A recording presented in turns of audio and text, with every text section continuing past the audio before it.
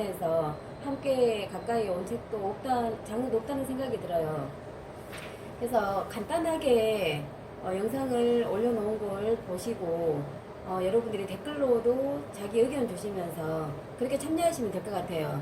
제가 가만히 생각해 보니까 저도 책 읽기를 혼자서 책을 읽기도 하고 책을 읽고 난 다음에 이제 얘기를 나누기도 하는데 혼자서 책을 읽고 그냥 줄을 조금 끄다가 그렇게 많은 책들은 기억에 남지도 않는데 책을 함께 읽고 한 줄이라도 내 생각을 이야기하고 남의 생각을 듣는 책 읽기가 진정한 책 읽기인 것 같아요. 책을 많이 읽는데도 인생이 변하지 않고 사람이 별로 멋이 없을 뿐만 아니라 오히려 히키코모리 같은 사람들이 있잖아요. 그런 사람들은 혼자서 하는 책 읽기를 주로 하는 사람들인 것 같아요. 그래서 그런 의미에서 아무리 코로나로 인해서 우리가 움직이기 어렵지만 이렇게라도 한번 소통을 하는 게 훨씬 이 희곡이라는 장르를 한번 접해보는데 가치가 있을 것 같아서 이렇게 시간 마련했습니다. 이 책은 희곡이기 때문에 어떤 장면이 나오는데 첫 번째 장면이 천국에 도착했죠. 천국에 도착한 아나톨이 처음에는 되게 이제 웃기는 대사가 있는데 그쪽에서는 4인실이었는데 여기에서는 1인실이라서 참 좋아요. 이렇게 해서 자기가 죽었다는 걸 인식을 못하는 거예요. 그렇게 인식을 못하던 사람이 나중에 이제 천사들 그리고 재판장 자신을 이렇게 변호해주는 사람들 말을 들으면서 아나톨이 그때서 자기가 죽었다는 거를 아는데 막 자기의 삶으로 되돌아가고 싶어 해요. 근데 여러 가지 살아왔던 장면들 그리고 삶을 정리하는 과정에서 이제 다시 자신의 삶으로 돌아갈 것인가 해서 인간으로 다시 환생하는 것을 기피하는 그런 내용인데 아나톨이 죽음을 인정하지 않고 심리적인 끈을 계속해서 붙잡고 싶어 하잖아요. 근데 알고 보면 그 삶을 유지해야 될 그런 특별한 그런 심리적 끈은 없고 자기의 행복을 지속해줄 자기의 행복을 위한 어떤 물건도 이제 없는 것으로 그렇게 마무리가 되고 있는데 우리는 살아가면서 이렇게 내 삶을 연결해주고 그런 심리적 끈이 있는지 그리고 내 삶을 영원히 행복해 줄 수 있도록 보장해주는 그런 물건이 있는지 그렇게 한번 생각을 해보시면 좋을 것 같고요. 아나톨이라는 인간으로 살면서 재판장 역할을 하잖아요. 그러기 전에 몇 번의 환생을 거쳐서 아나톨로 태어났는데 첫 번째는 이집트 궁궐의 여인이었고 그 다음에는 카르타고 항구에서 생선 내장을 꺼내는 사람이었고 그 다음에는 앵글로색선족의 전사였다가 일본의 사무라이였다가 그 다음에 이제 재판장으로 태어나기 전에 무용수를 한 번 더 거치네요.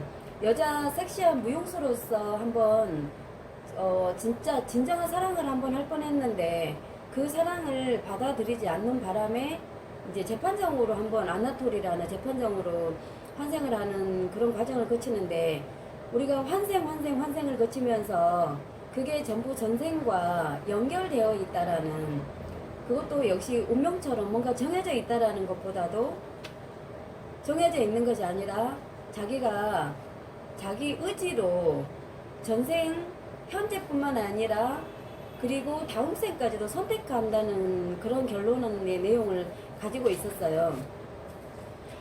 그 다음에 참, 이제 내용 중에 재판장하고 그리고 가브리엘 천사하고 아나톨하고 나누는 대화 중에 무슨 내용이 있느냐면 인간이 25%는 부모님의 유전자로 그렇게 해서 삶을 살아가 결정이 되고 그 다음에는 카르마 그 다음에는 25%의 카르마 그 다음에는 50%의 자기 의지로 그렇게 이 인생을 꾸려간다라는 내용이 나오는데 여러분은 어떠세요? 부모의 영향권에서 지금 현재의 삶이 몇 %나 정해져서 살아가시는지 카르마라고 하는 것은 무의식이란 세계를 카르마라고 하는데 영감 같은 거 그래서 카르마는 일상생활보다도 무의식 우리가 삶을 살아가다가 거리에 지나가는 어떤 할머니의 대화 내용이 이상하게 내 마음에 와서 꽂혀요. 내 마음에 들어와서 지금 내가 가는 길의 방향을 약간 바꾸기도 하고 내가 엄청 힘들어했던 이거를 내려놓기도 하는데 그런 것도 일종의 이제 카르마로 보는데 징표라고 하죠. 그래서 우리의 삶에서 여러 가지 징표들, 꿈, 그리고 여자들의 어떤 직감 같은 거, 예감 같은 그런 것들이 내 삶을 결정을 하게 되는데 이거를 무시하고 사는 사람들이 있는가 하면 이거를 엄청 감안해서 살아가면서 내 삶을 꾸려가기도 하는데 카르마라는 게 내 인생의 25%를 좌우한다. 그런데도 불구하고 내 삶을 바꾸어가는 거는 50%의 자기 의지라는 거예요. 여러분들은 이제 베르나르 베르베르라는 작가의 입장이라고 볼 수 있죠. 여기에서 그렇게 25% 부모, 25% 카르마, 50% 자기 의지인데 나는 얼마나 이런 비중을 놓고 살아가는지를 한번 생각을 해봤고요. 그리고 이제 천국에서 재판을 할 때에 가장 심한 죄로 보고 있는 게 뭐였죠? 심한 죄로 보고 있는 게 자기 재능을 무시하고 살아가는 죄였잖아요.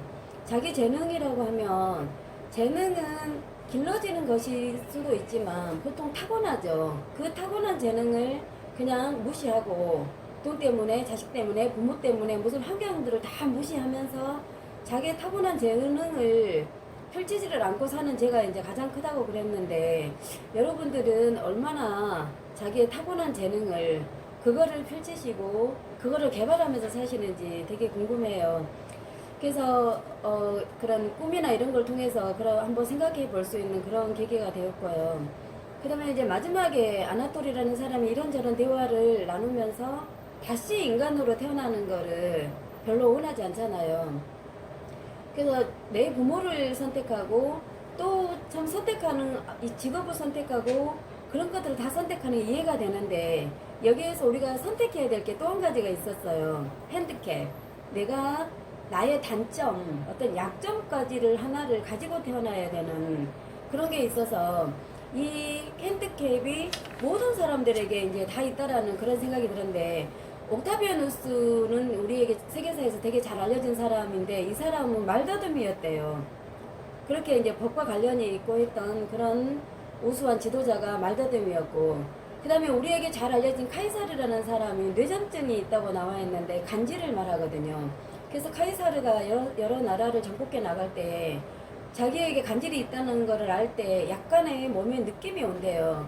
그때에 높은 옥탑방 같은 데 숨어서 부하들이 자기의 간질하는 발작하는 장면을 보이지 않기 위해서 숨어있는 이제 그런 내용들이 영웅전에 나오기도 하는데 그리고 베토벤 같은 경우는 분조장이었잖아요. 분노를 조절하지 못하는 그런 장애를 가지고 있었고 모차르트는 어떤 태표성이 되게 강한 그런 핸디캡을 가지고 있었다고 이 책에 나오는데 실제로 해서 인물의 그런 삶을 볼 때도 이것들을 볼 수가 있어요.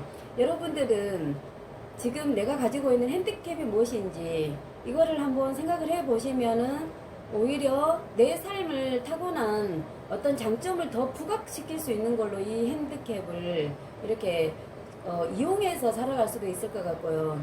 그리고 다음 생에 태어날 때도 핸디캡을 선택을 해야 된다고 그랬었잖아요. 그리고 이제 87쪽에 보면은 우리의 영혼은 늙지 않는데요. 영혼은 항상 젊기 때문에 80살 먹은 할머니한테도 예쁘다고 하면은 우리 20대의 아가씨들한테 예쁘다고 하는 것만큼 기분 좋은 거는 똑같아. 그쵸? 여러분들도 마찬가지잖아요. 여러분들 모두 예쁘다고 하면 필순씨 예뻐요. 진아씨 예뻐요. 우리 현숙씨 예뻐요. 이렇게 예쁘다고 이야기를 하면 여우리 엄마도 예뻐요. 그래서 삐질 뻔했죠. 그 다음에 또 우리 또 한 사람 누구예요? 제가 조금 이따 얘기하다가 이름이 지금 얼굴은 여기에 활 떠올랐는데 모두 다 나이가 들어가도 예쁘다고 하면은 다 기분 좋은 거, 삶에서 칭찬받으면 다 기분 나쁜 거, 기분 좋은 거, 이런 것들은 모두 다 영혼이 늙지 않기 때문에 그러는 것 같다는 이제 생각을 하게 되었고요.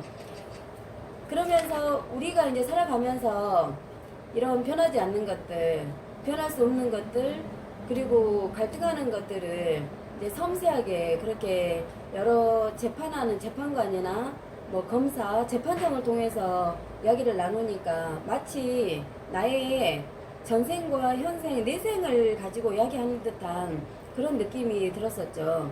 그 다음에 맨 마지막에 이 아나톨이 그렇게도 처음에는 자기가 그 수술하다가 실패를 했던 그 인생으로 돌아가고 싶어 해서 그런 갈망이 계속 나왔는데 마지막 장면에서 부모로 선택하고 다음 생에 이제 아기로 환생을 해야 되는 그런 단계에서 반전이 있잖아요.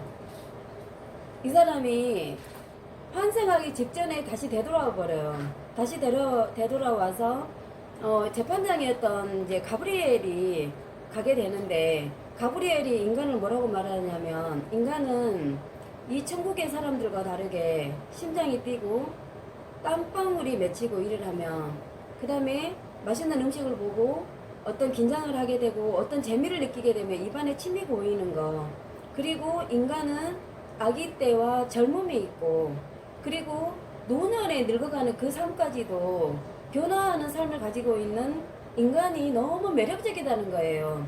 그래서 가브리엘이 재판장 가브리엘이 아나톨이 환생할 있는 자리에 자기가 가서 결국은 아기로 태어나서 응애응애하는 어떤 그 집안의 아기로 태어나는데 그 태어나는 집안이 그렇게 부모들이 자기들이 살아가기에 적합한 그런 집안이 아니라 이제 펜트공을 시키면 좋겠군 하야 될 만큼 좀 인간들이 보기에는 하찮아 보이는 그런 집안으로 환생을 해서 마지막에 약간 에피소드 웃기는 이야기처럼 그렇게 이제 마무리가 되었는데 자, 이 책을 읽고 대화 형식으로 그렇게 무대에서 사람을 발가 벗기는 듯한 그런 느낌으로 읽어져서 되게 우리가 다른 장르에서 익히기에 되게 재밌는 그런 책이었던 것 같은데요.